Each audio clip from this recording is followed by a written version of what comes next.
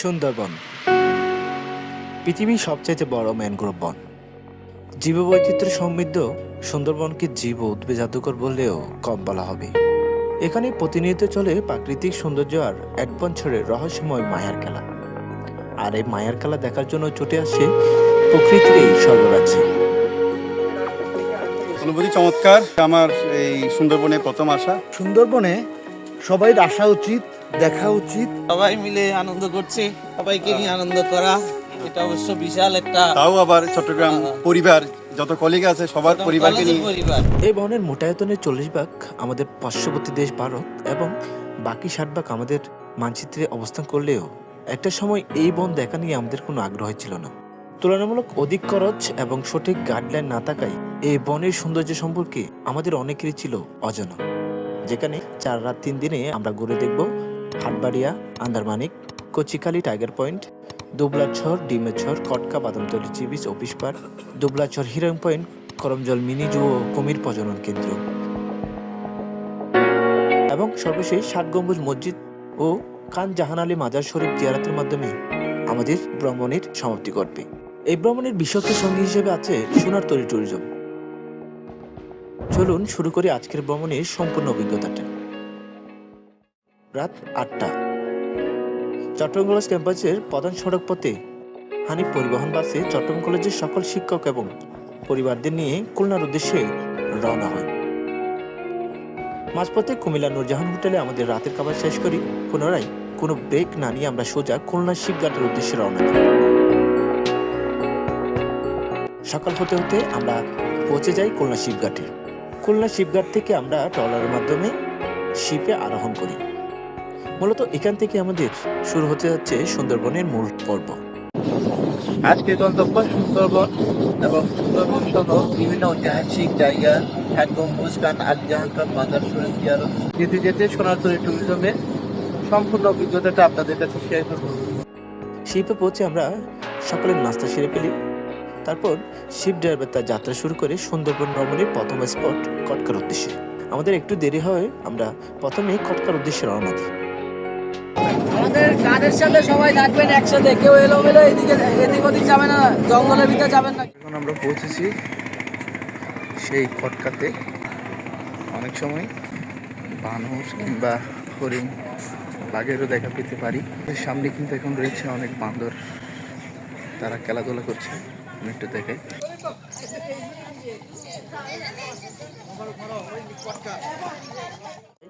যেখানে আমরা বন্য হরিণ, শুকুর, বানর এবং অনেক রকম বন্য পশুর সরাসরি খুব কাছ থেকে দেখা যায়। এই মুহূর্তে আমরা গহীন জঙ্গলের ভিতর যাচ্ছি। সামনে কিন্তু আমাদের চরে দেখা যাচ্ছে। এখান থেকে আশেপাশে কিন্তু বাঘ আসার, হরিণ আসার কিন্তু সম্ভাবনা খানিকটা রয়েছে বলে জানিয়েছে আমাদের বন বিভাগের কর্মকর্তারা। কি জানি বলতেছে বন বিভাগের কর্মকর্তারা, কোনো স্টেশন করতেছে মনে।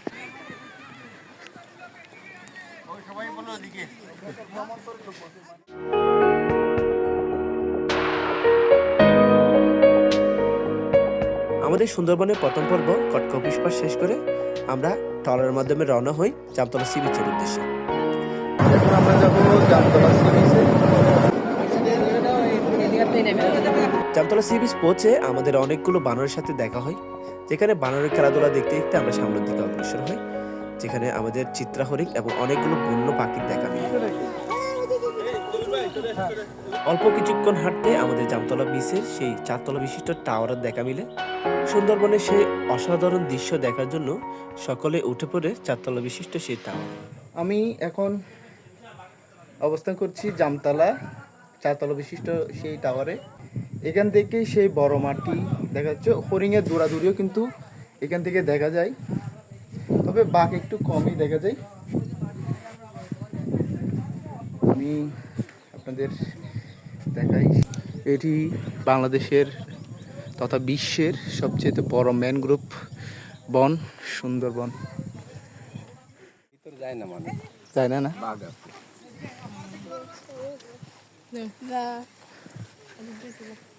আপনি কতবার দেখছেন বাঘ? দেখছি 12-13 বার। 12-13 বার দেখছেন? 25 বছরে। 25 বছরে 12-13 বার। মানে যারা সৌভাগ্যবান তারাই হঠাৎ করে দেখে আর কি না?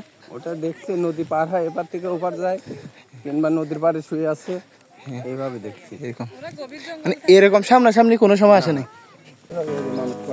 ওই যে বাঘ বিধবা কিছু আছে না, ওরা প্রজন্ম নাকি হাজবেন্ড মারা, মানে ধরেন নানির বিয়ে মারা গেছে, মার হাজবেন্ড মারা গেছে, মেয়ের হাজবেন্ড মারা যায়, সব ভাগে মেরে ফেলে। হ্যাঁ, বংশ পরম্পরা এরা ভাগে যায়, ওই বনে যায়। তো বনে গেলে বেশিরভাগই দেখে এক ফ্যামিলিতে দেখা যায় কি মা আছে, নানি আছে, মেয়ে আছে, সব বিধবা। এটা বাস্তব জিনিস। এটা না, আপনার এই নদী অঞ্চল, দক্ষিণ অঞ্চলের মানুষ এই সাগরে আসে যত মানুষ মরেছে, মনে করেন দাদাই মরেছে, হ্যাঁ, দাদা গেছে, বাপ মরেছে, বাপ গেছে, সবাই মরবে, মানে এইভাবেই যাবে। ভাগে মেরে ফেলে। বাঘে সাগরে ঢেউ উত্তোলনে ডুবে মরেছে। আপনার যেরকম ভয় আছে যে বাঘ আছে, বাঘেরও তো এরকম ভয় আছে যে ভয় মানুষ আসছে আমাকে ধরতে আসছে। এমনি কোনো সময় তো শুট টুট করতে হয় নাই এরকম? আমরা বাঘের গায়ে শুট করিনি, মানুষ 100 খায় গেলে সমস্যা নেই। প্রায় 3 কিলোমিটার রাস্তা হাঁটার পর অবশেষে আমাদের দেখা মিলে জামতলা সি বিচের। জামতলা সি বিচ পৌঁছে চট্টগ্রাম কলেজের শিক্ষকরা যে যার মতন প্রকৃতির আবহাওয়া এবং সমুদ্রের ফিল নিতে থাকে। অনেক হাঁটাহাঁটির পর ইতিমধ্যে সবাই ক্লান্ত এবং ক্ষুধার্ত, তাই আমরা সবাই মিলে শিপের উদ্দেশ্যে রওনা হই।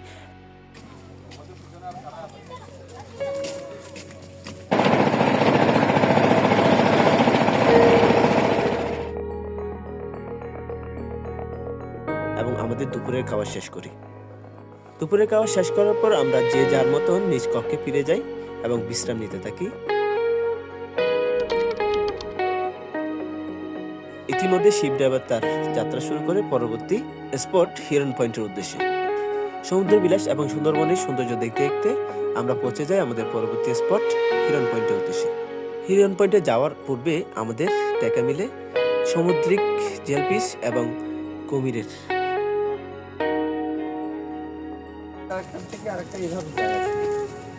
তারপর আমরা হিরন পয়েন্টে জঙ্গলের ভিতর দিয়ে বয়ে যাওয়া সে রাস্তার দিকে আমরা অগ্রসর হই।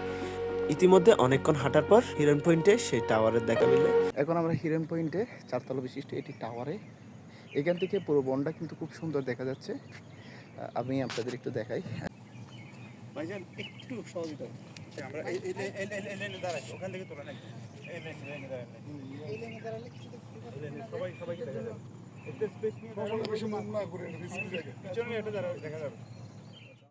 সব কি গাছ? গরান গাছ। আপনি কতবার দেখছেন এখানে বাঘ? বাঘ আমি একবার দেখেছি, মানে দূর থেকে পানি খাচ্ছে ওই সময়। এমনি সামনাসামনি কোনো সময় পড়ে না? সামনে পড়লে তো অবস্থা শেষ, মানে মানুষের ই হয়ে যাবে। আর একবার দেখছি দূর থেকে পানি খাচ্ছে, ওইটা দেখছি। এই জায়গাটা কিন্তু খুব ভয়ঙ্কর না? হ্যাঁ হ্যাঁ, এইখানেই বাঘ থাকে। আর এইরকম মানে কোনো নিস্তব্ধ যে সময় হয় সেই সময় বাঘ কাছে আসে। আচ্ছা, তাহলে আমাদের তো দূরাতে হবে। বাঘ আসা সম্ভব না ভাই, আরো ভয় লাগে দিচ্ছে। ভয় না, এটা বাস্তব। তারপর আমাদের পরবর্তী স্পট দুবলাচর।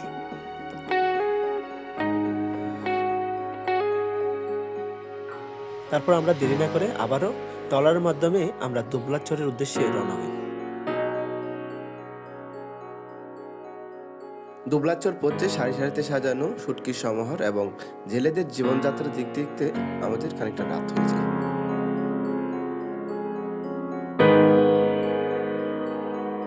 যে রেট বিক্রি করবো সেই রেটই খাবো, কারো কাছে বাড়তি কোনো দাম খাবো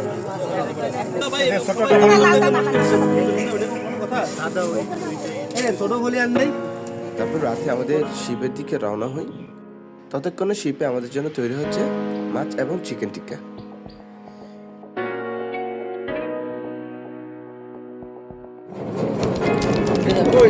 তারপর আমাদের পরবর্তী সকালে আমরা রওনা হই হাটবাড়িয়ার উদ্দেশ্যে।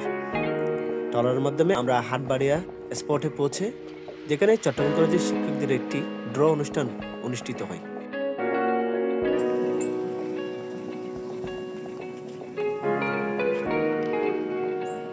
আমরা রওনা হই আমাদের অতি প্রত্যাশিত একটি জায়গার উদ্দেশ্যে, যেখানে আমরা পাখাটার পায়ের ছাপ দেখতে পাই।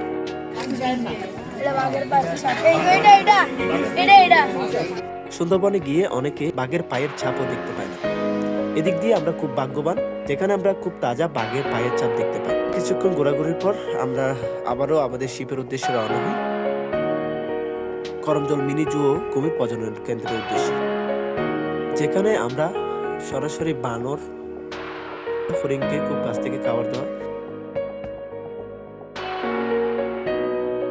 মা কুমির এবং বাচ্চা কুমিরের দেখা পাই।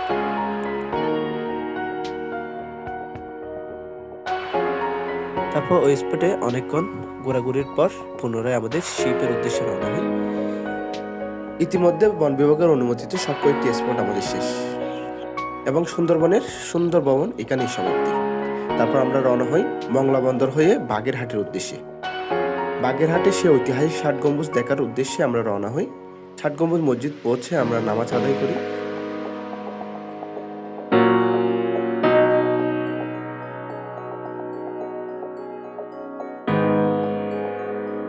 আমরা এখন আছি ঐতিহাসিক সেই বাগেরহাটের ৬০ গম্বুজ মসজিদে।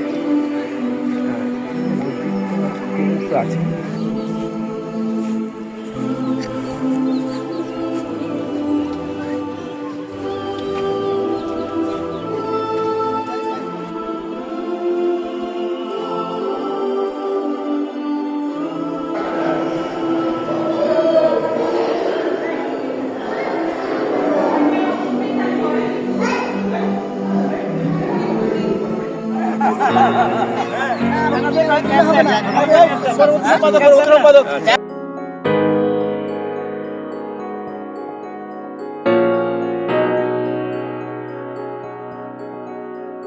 কিছুটা সময় পার করার পর আমরা আবারও রওনা হই খান জাহান আলী মাজার জিয়ারতের উদ্দেশ্যে।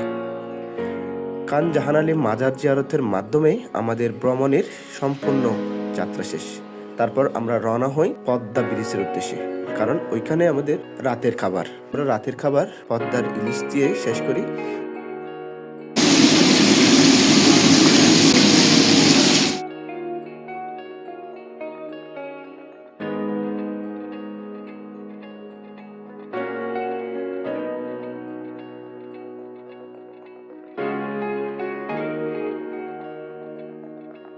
তারপর আমরা পুনরায় রওনা হই আমাদের বাড়ির উদ্দেশ্যে।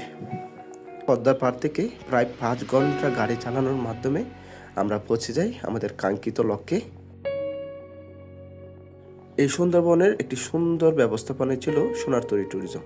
এখানে সুন্দরবনে সবাই আসা উচিত, দেখা উচিত, কারণ বাংলাদেশের এত সুন্দর একটা অভয়ারণ্য প্লাস ম্যানগ্রোভ বন আসলে না দেখলে আপনারা বিশ্বাস করতে পারবেন না। আপনারা সবাই আসবেন, দেশের পর্যটন খাতকে সমৃদ্ধশালী করবেন, দেশকে দেখবেন। দেশটা দেখারও দায়িত্ব আমাদের। বাংলাদেশটা যে অনেক সুন্দর তা আপনারা আসলে না বাসা থেকে না বেরোলে বুঝতে পারবেন। আমরা চট্টগ্রামের সোনারতরী ট্যুরিজম থেকে এসেছি। এই যে সোনারতরী ট্যুরিজম পরিচালনা করেন আমাদের আকবর ভাই। আপনারা যে কোনো সময় যে কোনো পারপাসে সোনারতরী ট্যুরিজমে আসতে পারেন। ওনাদের সেবাটা যথেষ্ট ভালো। মাঝে মধ্যে কোনো জিনিস যদি ভালো না লাগে বকাও দিতে পারেন, কিছু মনে করে না। খুবই চমৎকার। এটা আমার এই সুন্দরবনে প্রথম আসা। এর আগেও একবার চেষ্টা নিয়েছিলাম, আসা হয়নি। তো খুব ভালো লাগছে।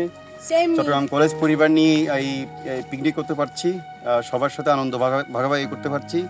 হরিণ দেখেছি, বানর দেখেছি, বাঘ দেখার প্রত্যাশায় আছি। স্যার কেমন লাগছে? অসাধারণ সুন্দর, সবাই মিলে আনন্দ করছি, পরিবারকে সময় দিতে পারছি।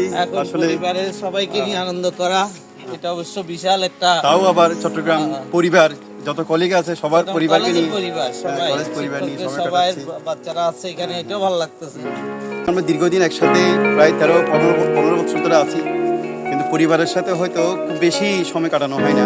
তো এরকম উপলক্ষগুলোর দিকে আমরা তাকাই থাকি, যাতে করে আমরা আমাদের বউ বাচ্চাদের সাথে, আমার কলিগদের বউ বাচ্চাদের সাথে একটা ধরনের কেমিস্ট্রি তৈরি হয়। তো এটা হচ্ছে খুব ভালো জিনিস। তোমরাও আমাদেরকে খুব সুন্দর সাহায্য করছো গাইড হিসেবে, তো তোমাদেরকেও ধন্যবাদ।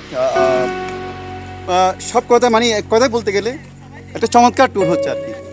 আপনাদের যে কোনো ধরনের ভ্রমণের সাথী হিসেবে সোনারতরী ট্যুরিজমকে আপনাদের সঙ্গী বানাতে পারেন। সবাই ভালো থাকবেন, সুস্থ থাকবেন। আল্লাহ হাফেজ। পরবর্তী আরেকটি ভ্রমণে আপনাদের নিয়ে যাব।